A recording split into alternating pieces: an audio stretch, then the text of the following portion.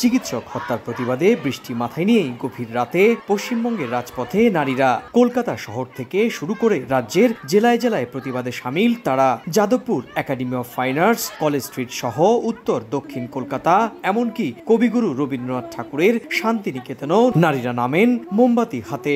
স্বাধীনতার ৭৭ বছর পরও এখনো অব্দি আমাদের basic right to life, basic right two সিকিউরিটির জন্য আমাদেরকে লড়তে নেমতে পথে নামতে হচ্ছে।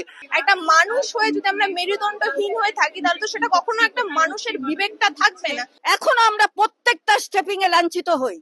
কটা আপনারা মিডিয়ারা জানতে পারেন। আমরা চাইছি সকল মানুষের নিরাপত্তা। স্বাধীন ভারতবর্ষের নাগরিক হয়ে মানুষ হিসেবে বাঁচতে চাই, আমরা মেয়ে হিসেবে বাঁচতে চাই না। স্বাধীনতার প্রয়োজন রয়েছে, আমরা এখনো স্বাধীন নই। নিজেদের দায়বদ্ধতা প্রমাণ করার জন্য আজকে রাস্তায় নেমেছি। দোষ আমাদের, পাপস্কালন আমাদেরই করতে হবে। অত্যাচার যাতে বন্ধ হয়, নোংরামি যাতে যারা করেছেন তাদের শাস্তি হয়, এইটুকুর জন্য আসে।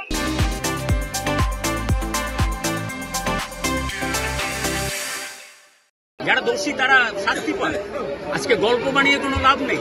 ব্যানার প্ল্যাকার্ড হাতে জড়িতের শাস্তির দাবিতে স্লোগান দেন আন্দোলনকারীরা। অনেকেই আবার প্রশাসনের চরম গাফিলতির অভিযোগও তোলেন। রাজ্যের স্বরাষ্ট্র ও স্বাস্থ্যমন্ত্রীর পদত্যাগের দাবিও জানান কেউ কেউ। ৯ আগস্ট রাতে উত্তর কলকাতার আরজিকর হাসপাতালে দায়িত্বরত নারী চিকিৎসককে ধর্ষণের পর হত্যার অভিযোগ ওঠে। এই খবর ছড়িয়ে পড়লে বিক্ষোভে ফেটে পড়ে গোটা ভারত। প্রতিবাদে রাস্তায় নামেন চিকিৎসকরা, ডাক দেন কর্মবিরতির। জড়িতকে খুঁজে বের করে কঠোর শাস্তির দাবি জানিয়েছেন খোদ পশ্চিমবঙ্গের মুখ্যমন্ত্রী মমতা বন্দ্যোপাধ্যায়ও।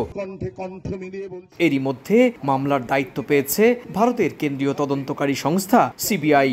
এরপরও ক্রমেই জোরালো হচ্ছে আন্দোলন। এতে চাপের মুখে পড়েছে রাজ্যের শাসক দল তৃণমূল কংগ্রেস। সুব্রত আচার্য, সময় সংবাদ, কলকাতা।